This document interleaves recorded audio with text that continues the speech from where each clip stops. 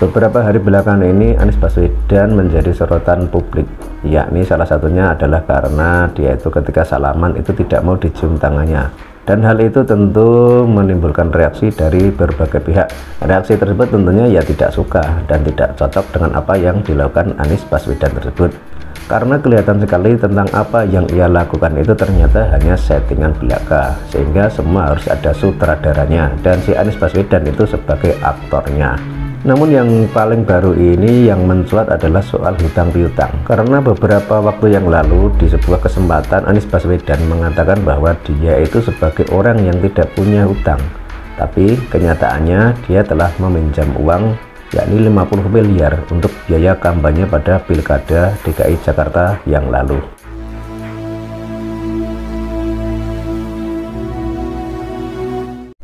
Sebagaimana diliput oleh GPNN.com, heboh utang Rp 50 miliar kepada Sandiaga, tumben Anies diam. Ada apa? Pernyataan Wakil Ketua Umum Partai Golkar Erwin Aksa Mahmud yang mengungkap adanya perjanjian utang piutang antara Anies Baswedan dan Sandiaga Uno saat Pilkada DKI Jakarta 2017 silam mendapat respon dari sejumlah kalangan. Heboh tentang kabar utang Rp 50 miliar Anies Baswedan kepada Sandiaga Uno ini dinilai berdampak pada pencapresan mantan Mendikbud ini di Pilpres 2024. Pengamat politik Soleh Basyari mendesak Anies Baswedan untuk segera mengklarifikasi masalah tersebut. Ternyata punya utang juga ya Anies Baswedan ini ya. Padahal kalau dia itu kampanye atau apa ya, atau ceramah di depan para pendukungnya kan seolah-olah dia itu tidak punya hutang dan seolah-olah itu bersih, suci atau gimana ya. Tapi ternyata ini ada hutang sama Sandiaga Uno. Ya, Sandiaga Uno ini kan dulu pernah bersama Anies Baswedan ya saat mencalonkan diri sebagai Gubernur DKI Jakarta dan Wakil Gubernur DKI Jakarta. Namun di sisi lain ternyata pihaknya Anies Baswedan juga tidak mau terima ya, tidak mau kalah dengan hal itu. Sebagaimana diliput oleh Warta Ekonomi pada Selasa tanggal 7 Februari 2023, heboh utang Anies Rp 50 miliar gantian Prabowo Sandi ditagih dana sumbangan emak-emak, dikembaliin di dunia atau ditagih di akhirat. Setelah heboh berita Anies Baswedan berutang 50 miliar kepada Sandiaga Uno terkait Pilkada DKI Jakarta pada tahun 2017 lalu, sejumlah pihak mulai mempertanyakan soal sumbangan masyarakat kepada Prabowo Sandi. Salah satunya diungkap oleh akun Muhammad Saywat. Pada Pilpres 2019 silam, Prabowo Subianto maju sebagai capres didampingi Sandiaga Uno melawan pasangan Jokowi Ma'ruf Amin. Dalam masa kampanyenya, dukungan dari masyarakat juga datang dalam bentuk iuran dana. Ada yang tahu bagaimana kelanjutan nasib dana sumbangan emak-emak sebagai bentuk dukungan kepada Pak Sandi? Apa dikembalikan atau diikhlaskan? Tulisnya lewat akun media sosial Twitter pada Selasa tanggal 7 bulan 2 2023. Ya kalau namanya sumbangan itu ya nggak dikembalikan dong. Wong namanya kan sumbangan. Sumbangan itu kan sedekah, ikhlas ya. Jadi ya harusnya itu nggak ditagih seperti ini. Kalau ini masih menagih itu ya berarti belum ikhlas lah.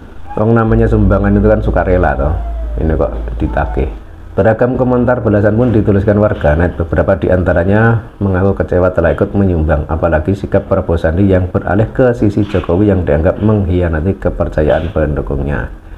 Saya nyumbang juga, yang didapat ya kecewa karena tidak bisa memperjuangkan kecurangan masif yang dilakukan Pak Kidi dan gerombolan. Justru Pak Wowo dan Pak Sandi malah masuk dalam satu kolam dengan Pak Kidi. Jatuhlah harga diri oposisi kami, keluh salah satu warganet.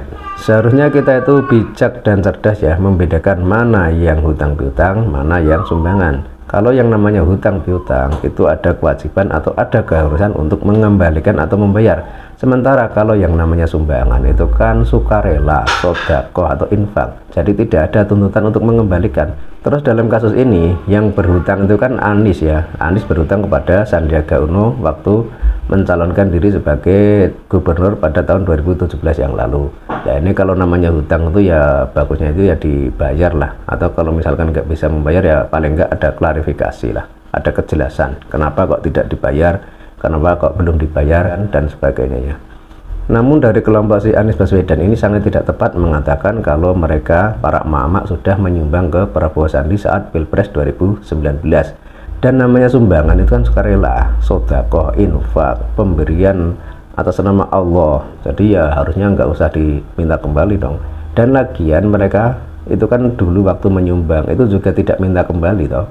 Cuman persoalannya mereka itu mempermasalahkan Prabowo Sandi itu karena Prabowo Sandi sudah bergabung dengan Pak Jokowi di dalam satu kabinet. Nah ini mereka jadi kecewa karena mereka sebagai oposisi. Tapi sebenarnya langkah Pak Prabowo dan Sandi ini sudah tepat ya, karena jika dikatakan bahwa pemilu itu masif dan lain sebagainya, itu hanya memperkeruh suasana, dan hal itu jika dibahas juga tidak ada akhirnya, karena semua pihak mempunyai bukti dan mempunyai data untuk kekuatan apa yang menjadi argumentasi mereka. Misalkan dari kubu Jokowi, mereka mengatakan bahwa ini tidak ada kecurangan, sementara dari kubu Prabowo kala itu mengatakan bahwa ini ada kecurangan. Jadi kedua belah pihak ini punya dasar, punya dalil masing-masing, sehingga jika diterus-teruskan ya tidak ada hentinya, tidak ada akhirnya, malah nanti bisa berakibat atau berefek atau berdampak menjadi saling benci, saling curiga. Sementara sikap Pak Prabowo untuk bergabung dengan Jokowi itu sudah sangat benar, sangat tepat, karena bagaimanapun juga yang namanya pilpres itu kan kontestasi politik ya. Jadi setelah kontes selesai ya sudah, kita kembali ke tempat masing-masing, kita kembali bersama-sama untuk membangun negeri ini. Dan sangat tepat, sangat hebat sekali Pak Prabowo ini, meskipun kita juga tahu bahwa Pak Prabowo ini dibenci sebagian oleh pengikutnya sendiri karena mereka merasa kecewa.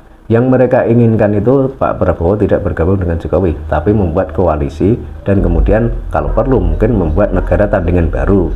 Nah, hal itu yang tidak disukai dengan Pak Prabowo, karena jika dia itu mendukung atau mengikuti para koalisi itu yang belakangan kelihatan sudah agak membahayakan karena sudah mengancam keutuhan negara kesatuan Republik Indonesia, maka dia tidak mengikuti mereka lagi dan kini bergabung dengan kubu Jokowi. Semua itu demi mempertahankan, demi menjaga keutuhan negara Republik Indonesia agar tidak terjadi perang saudara, agar tidak terjadi pertumpahan darah, agar tidak terjadi permusuhan yang berkepanjangan. Maka kesimpulannya ya, kalau hutang itu ya dibayar, kalau misalkan nggak bisa bayar paling nggak ada klarifikasi. Tapi kalau yang namanya sumbangan emak-emak, itu yang namanya sumbangan ya tidak harus dikembalikan dong, itu kan infak, nanti kan metiknya di akhirat.